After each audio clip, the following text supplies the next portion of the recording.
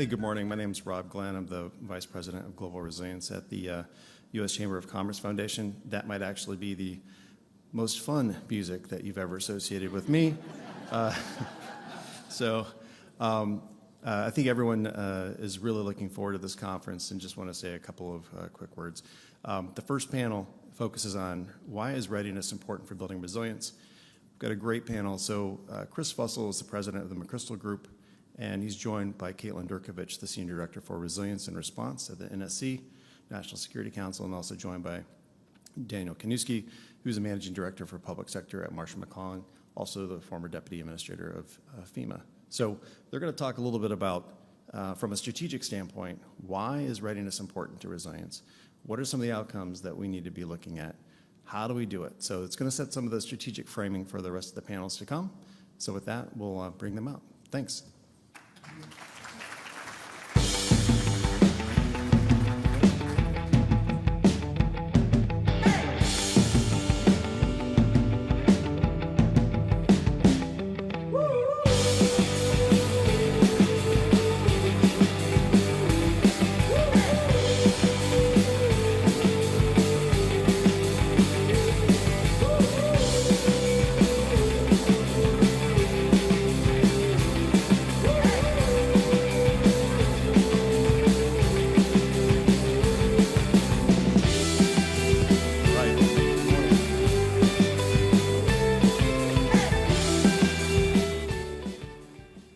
Charges 2 pieces of IT, so this could go horribly wrong, but bear with me. I do have a setup here for questions that come in from the audience. I'm assuming you've all got QR codes on your tables there, so it would be great to get a dialogue going. First off, thanks for the invitation. Thanks for letting us kick off the day here. And I was just going to open by throwing a few ideas up on the screen to my left or right around this idea of resilience. So I spent my formative years in the SEAL teams from the late 90s until 2012, 13. And during that time saw the global counterterrorism go through this significant transformation, which was very similar to a lot of the conversations now about building resilient organizations. We didn't use that language, frankly, because we didn't understand the depth and scope of the change that had surrounded us. But luckily we had some visionary leadership in place at that time who drove us through this sort of organizational shift. Core to that idea, which has now been sort of haunting us for over nearly 2 decades now, is the relationship between 2 sort of fundamental systems. One being sort of a traditional hierarchical structure, which we're all very comfortable inside of, and they're good at a lot of things. They're good at efficiency and delegation and control at a massive scale. That's why military and big organizations and governments have been using them for many centuries at this point. And that's what we had, right? We had this wonderfully structured system, even inside counterterrorism organizations, where you think specialized small teams, but those specialized small teams tend to sit down here, and you have a very resilient, interconnected leadership team at the top. This is what most large organizations look like if you dig into how the human networks connect. Very interactive and agile leadership that have deep relationships, great teams closest to the effort, right? Whether that's on a trading desk or out on a sales team or running parts of government, et cetera, and then this nicely structured middle that sits in between them, which is very important for keeping the trains running. Then you have these other systems that look like this, these sort of human network dynamics, right? For us, this was all people, right? A global network, a threat network. We didn't think of it a network at the time because we didn't realize how much change had taken place in the late 80s through the 90s. And when we got deep into this counterterrorism fight, we suddenly found we were facing this global network of interconnected people. No top-down structure was necessary. It's fast, it's agile, it can shift very quickly, but it doesn't have the comparative advantages of a traditional structure, right? And so we knew at the time, at least we had this intuitive sense, that the system we built out is necessary but insufficient because we can't lose all the controls in order to just move quickly at the edge of the organization. But if we move to a system that looks entirely like this, we run a large risk of creating more chaos than we're solving for. And so what we ultimately tried to do was to become a combination of the two, to what we now think of as this sort of hybrid structure. Where and when it makes sense, I want to be structured and controlled and efficient, because all the advantages that come with that are critical. But I need to build in systems, not in the moment of crisis, but in the lead up to crisis. As our previous speaker noted, the savings on the front end are orders of magnitude nearly ahead of solving in the moment. So how can I layer in on a day-to-day basis in times of normal conditions, interconnected human networks, and as a leadership team up here, learn to talk to both those audiences?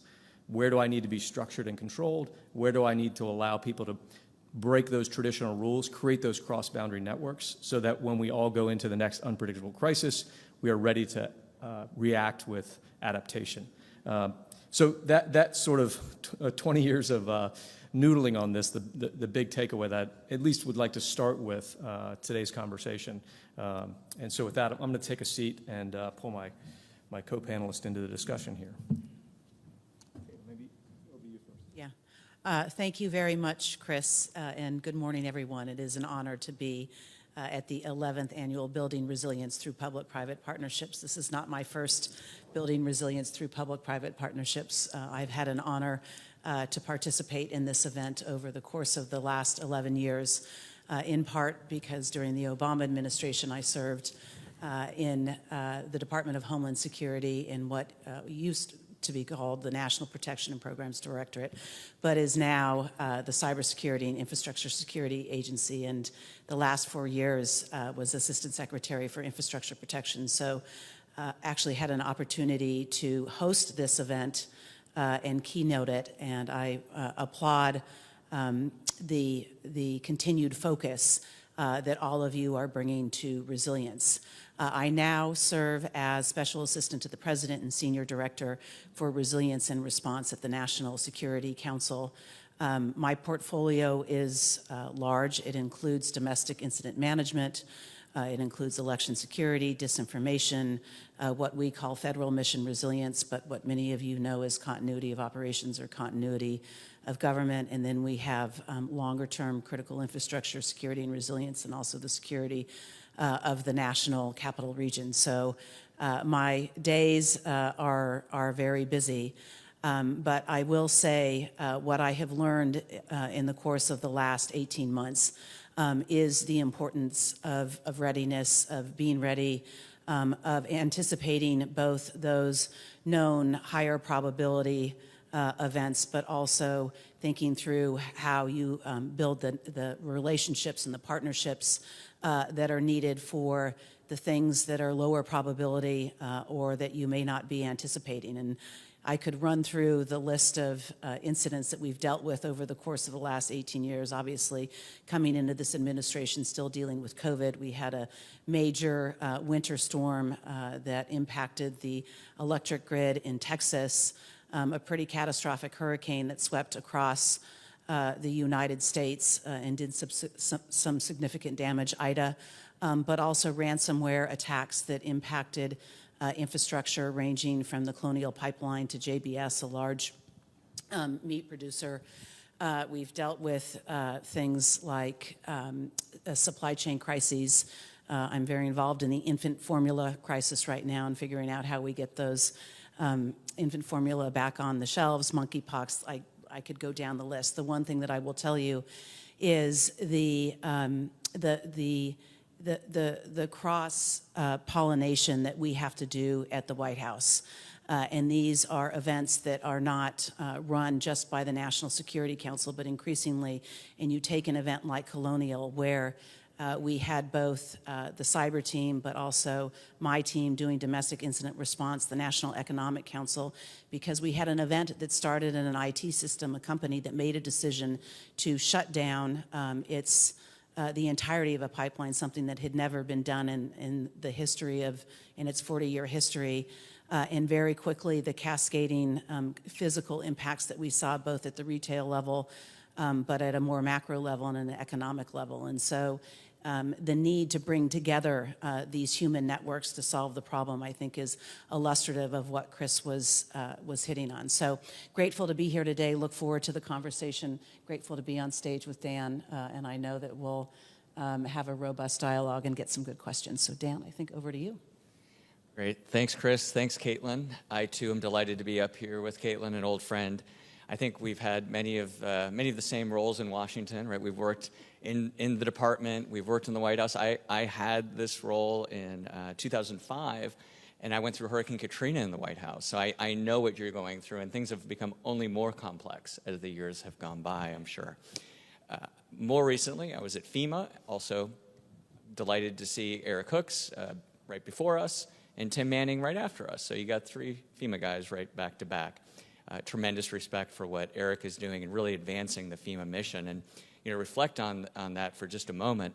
I would say FEMA has really transformed from a response and recovery agency to a resilience agency, and that's huge. I don't think many of us realize kind of the sea change that's happened over the last few years. I mean, it wasn't too long ago that FEMA was simply known as federal government's ATM, right? And other comments we would joke about and say, FEMA's just there to pay out after a disaster occurs. We never really thought of FEMA's role as proactive.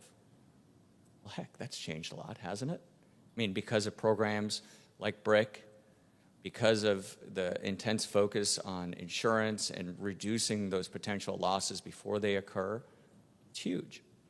And so today, as I sit in the private sector, I'm managing director for public sector at a firm called Marsh McLennan. You may know it as the world's largest commercial insurance brokerage. We do more than that, but insurance is something that's very both a passion of mine and obviously a huge focus of my firm's.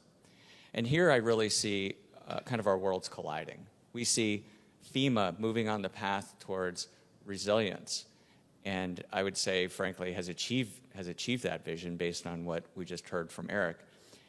And we see the private sector. We see the private sector saying, what can we do to help build resilience? Well, one of those areas, and something I'm happy to talk about more as we have this discussion, and looking at it in the context of the industries I'm most familiar with, like insurance, finance, real estate, how we can step up, how we in the private sector can step up and play an important role. And in one of my pro bono roles at the National Institute of Building Sciences, we're doing just that. We're looking at how to incentivize resilience among those industries that I just mentioned and with government at all levels. Because if we expect the government alone to solve this resilience problem, if we expect the government alone to reduce all future disaster losses, then we're kidding ourselves. But if we come together in the private sector and say, how can we work together? Let's say, for example, if I live in a home or I work in a building, I'm an occupant. As an occupant, I have a vested interest in making sure that the building is resilient. But what about the builder who built it? What about the owner who owns the building? What about the mortgage holder for that building? The lender? What about the real estate industry? What about the government? All of us have a role to play. And if you look, and those of you that know me, you get sick of me saying the NIBS number of every $1 invested saves $6 when a disaster occurs. But there's an important caveat here. That's $1 from the federal government. That's a federal dollar invested saves the federal government $6. What about that private sector investment? Do we know what that return is? Do we know how to increase that? Do we know how to broaden the applicability? These are the questions that I hope to answer. And I would say that all those stakeholders I just mentioned, from the occupant to the owner to the insurer of that building, they're all potential co-beneficiaries of a mitigation investment. In other words, they could benefit from a mitigation investment, whether it's a federal investment or other. Let's take a step back and say, how can we all play a role in reducing future disaster costs? Dan and Caitlin, thanks. And thanks for sending in some initial questions. Dan, one for you in your opening comments there. It's tied to, can you expand more on the cultural or mindset shift as you shifted into this resilience approach versus the traditional?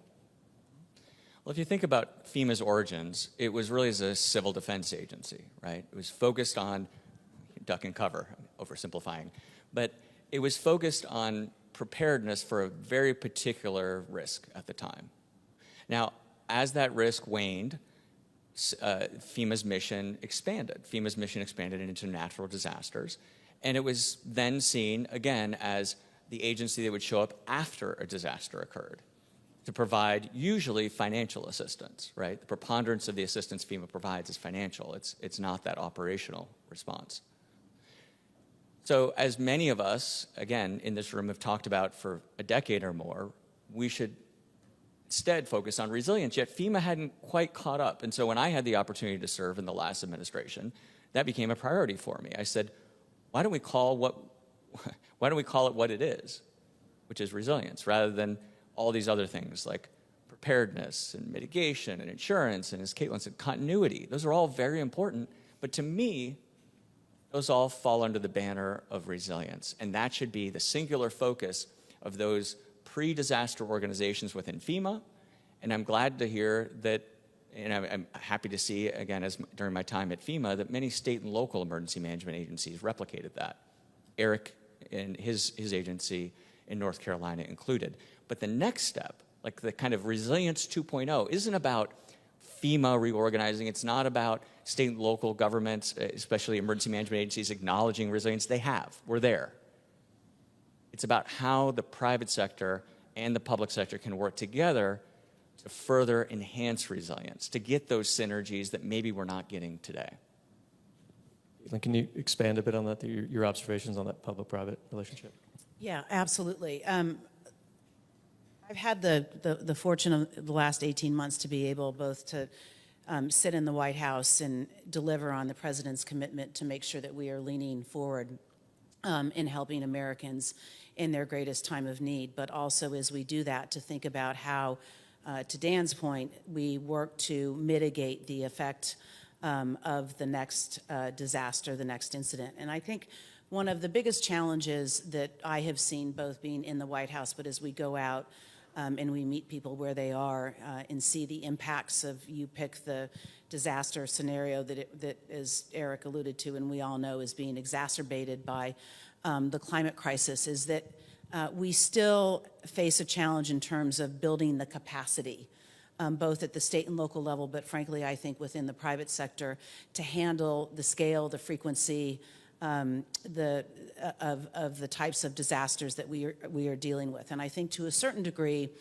we are stuck in this conundrum of always planning for the last disaster, right? The next flood, the next fire, the next hurricane. And the challenge that we as a community, as a partnership, a broader community face is to, I think, get out of this paradigm of thinking about, all right, how do we plan for the next, and you pick the event, but really build the muscle memory, institutionalize the ability to be flexible and to anticipate, not always knowing what is going to come next, but the ability to handle kind of anything that comes your way. And I both I think at the state and local level, but in the private sector, we create these plans. There's scenarios that we're all accustomed to. You exercise those plans, and I don't think that they are really building the muscle memory and institutionalizing the need to again come together as a human network to be flexible, because you really don't know at the end of the day what's going to come your way, right? No plan survives contact.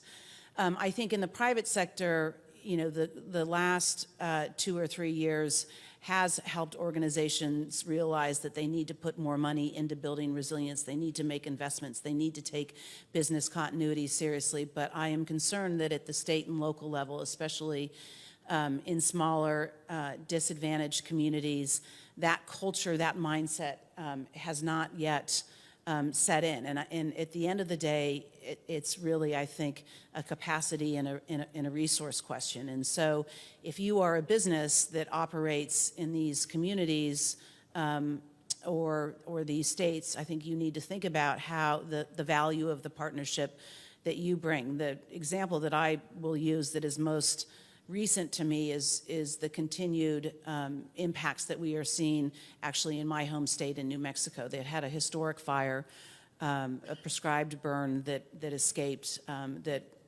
damaged millions of acres and the forests of northern New Mexico, wiped out nearly 900 structures. And the challenge now is that you have all of this burnt land that is ripe for, as the monsoon season has set in, debris and flooding, which is going to create another historic disaster. And these are these tiny communities that aren't as well versed like a Louisiana or a Georgia, who've had hurricane after hurricane, who don't have the capacity, the resources, the know-how to deal both with the fire, but now the onset of floods. And so if we are going to be successful in building resilience across the country, we have to make sure that everybody is at the same playing field. And it's not just the state and locals, but again, the private sector partners that are there in the state, the utilities, the other infrastructure, that they are working together to raise the level of preparedness and to build resilience to the next disaster, for the next disaster. Maybe building on that, I'll offer an observation and be curious both of your reactions to it. In the world I grew up in, you would run these, every quarter, these big exercises, right? And I remember some of our senior leadership, probably 2007 or 8, when they realized that this has really shifted. So these aren't exactly relevant to the fight that's going on right now, but we need to continue doing them. We used to measure ourselves on the precision of the outcome. Now we need to measure ourselves on our ability to connect and know one another. The exercise is just a medium through which that can happen. It made sense to us at the time. I'm curious if you'd agree with that. How do you trickle that out to the state, local level? Look, there is a lot of opportunity, I think, to test and exercise on a regular basis. This notion that we do these big exercises annually or quarterly, I think, has not been adjusted for the reality of the world that we live in. And prior to coming back into government, I was at a consulting firm, Toffler Associates, where we would work with our clients to take the examples of the day and to integrate them into the regular kind of planning and leadership meetings that they have. I say this with federal mission resilience and continuity of government all the time. We have to mainstream that into daily operational planning. And so there are countless examples that happen every day where you can convene leadership, you can convene cross-functional teams and say, all right, this happened. How would we deal with it here? What would we do? What would be our response? What would be our messaging? Who are the stakeholders that we need to be thinking about? What are the second and third order impacts? And I think we have to, as part of the cultural shift, be willing to find time and integrate these conversations again into operational planning. The shift that we've are moving towards in the federal government around continuity of government is away from this, you're going to have advance warning, you've got 12 hours to move to a different location, to this notion that something could happen at any time, and you have to continually be assessing the environment. Again, it has to become part of your daily operational planning. You have to be prepared to distribute those functions, those key services to other parts of the organization and other locations, and you have to be prepared to sustain that construct. And so, just to put emphasize the point, it's really about how do you continually assess where you are, integrate it into your daily operations, have regular conversations, and I would say you have to do that whether you're a private sector organization or a state and local government, because again, at the end of the day, when you think about how we plan for this, there are the known threats and vulnerabilities that we deal with, but if the last 3 years have taught us anything, what we're planning for doesn't really happen. And so the more we prepare ourselves for it and have conversations for it, I think the better prepared we'll be to respond. I certainly associate myself with all of Caitlin's comments on, it's good to have an all hazards plan, but it's only as good as that plan has anticipated the potential consequences, right? And so we both need to do all hazards planning, which emergency managers, quite frankly, are very good at, right? They're very good at planning and exercising and all the items that Chris mentioned. It's that when we get that curveball, Another term might be when we get that black swan, we can argue about whether these are really black swans, by the way, then it sometimes is challenging, isn't it? It's challenging because we didn't anticipate it, even as part of that plan we had. And that general plan only goes so far.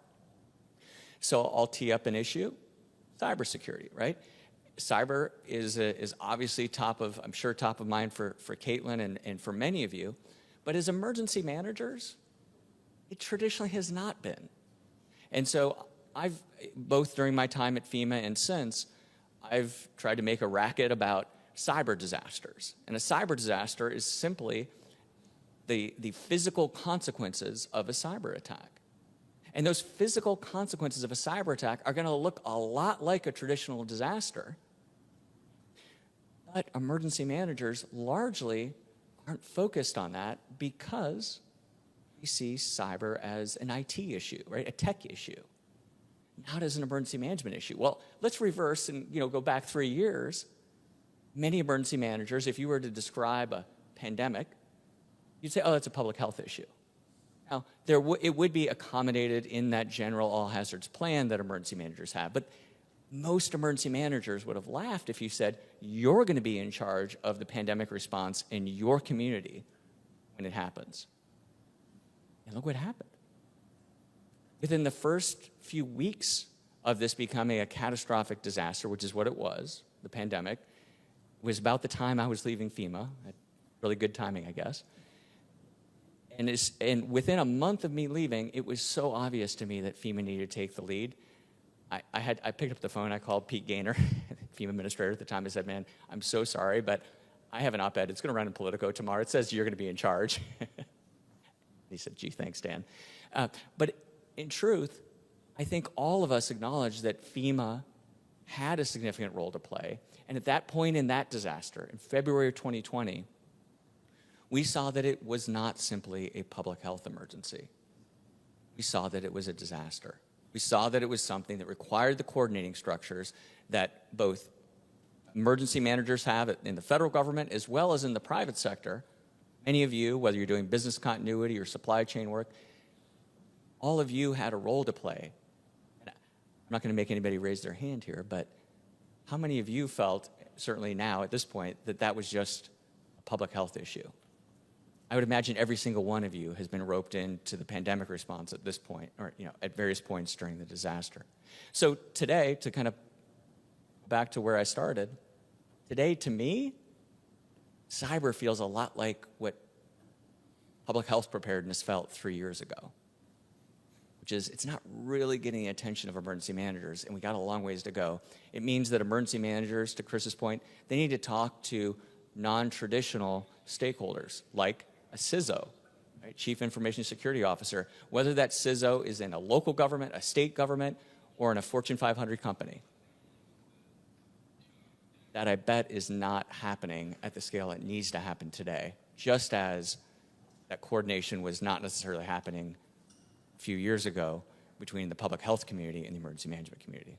I want to just foot stomp what Dan said and use the example of the Russia-Ukraine conflict as illustrative of what we've been doing in the federal government around this front and bringing the cyber community together with the emergency management community. We all know that we were preparing or have been preparing for potential Russian retaliation for the sanctions that we have placed on them due to their incursion in the Ukraine.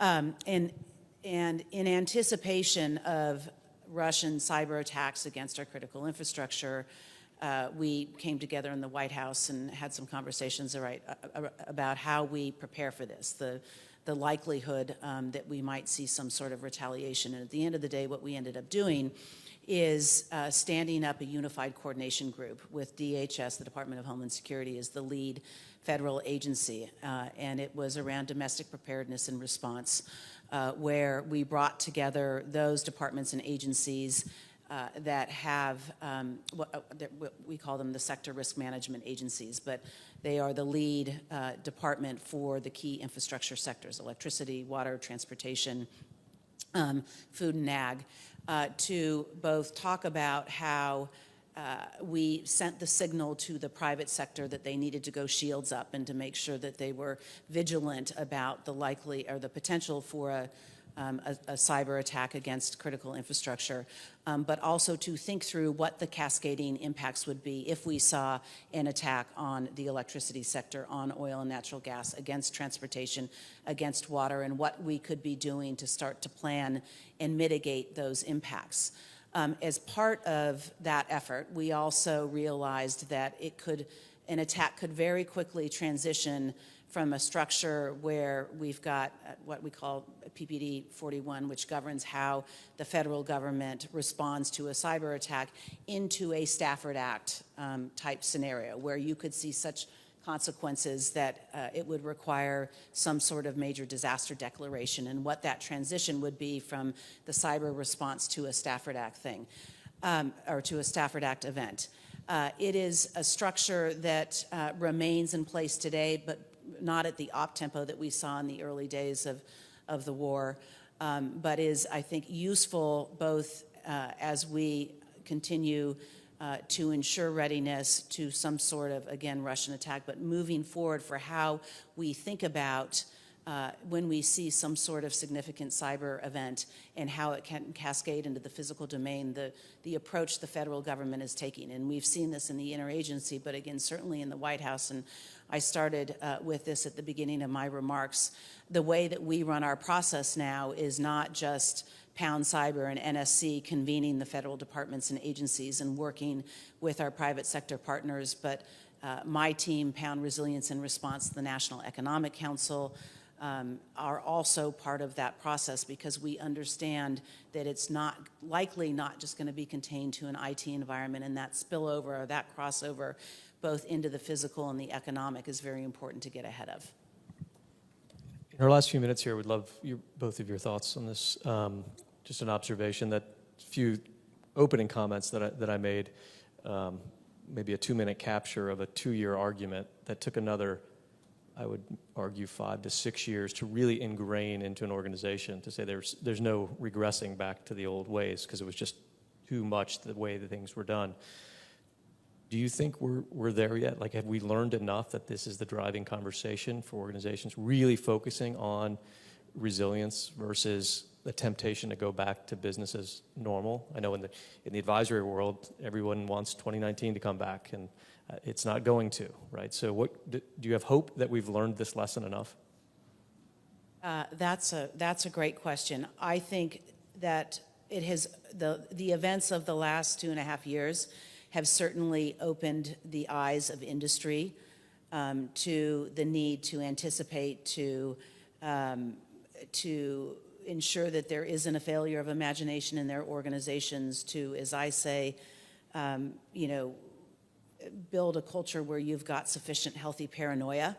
But I don't think that we are sufficiently there yet. I think that, again, we have to mainstream the continuity of operations, resilience, team into daily operations. And I find still, both in government but also in industry, that is still an entity or a function within an organization that probably doesn't have the prominence that it should. And whether it should be part of the risk operation, whether risk should fall under resilience, I mean, there's all sorts of organizational constructs.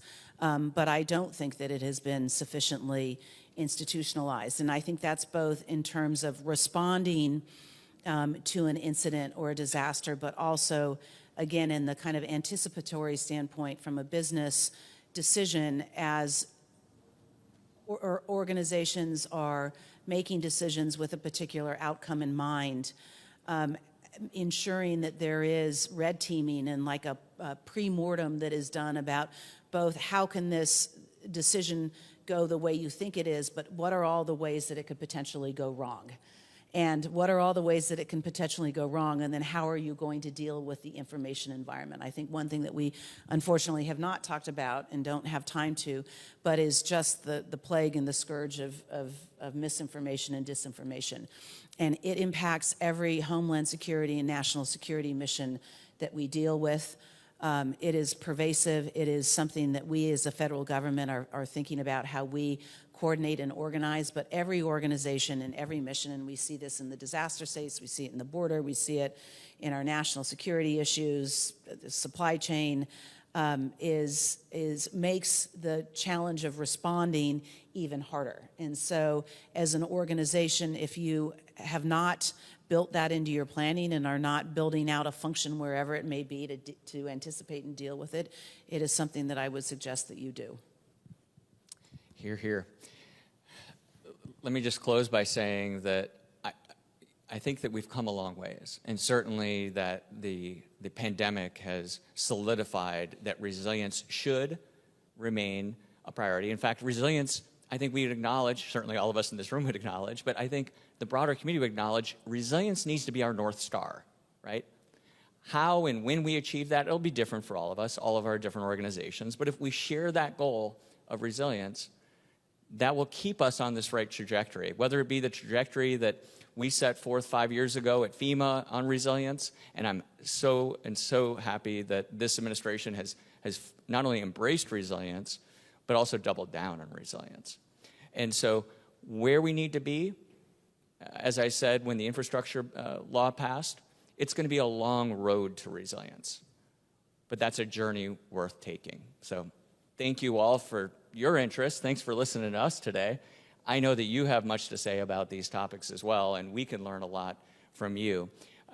Caitlin, I just want to personally say how much it means to me and to all of us to have someone joining us from the administration, from the White House, who has this high-level view of all of these issues. And like you said, we could have talked about so many issues today. I know you're involved in so many of these complex issues on a day-to-day basis.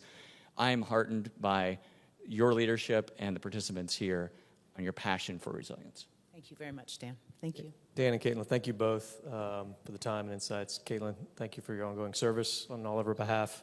I'm sure this will be the easiest part of your day, so good luck with the afternoon. And please join me in thanking both our guests. Thank you.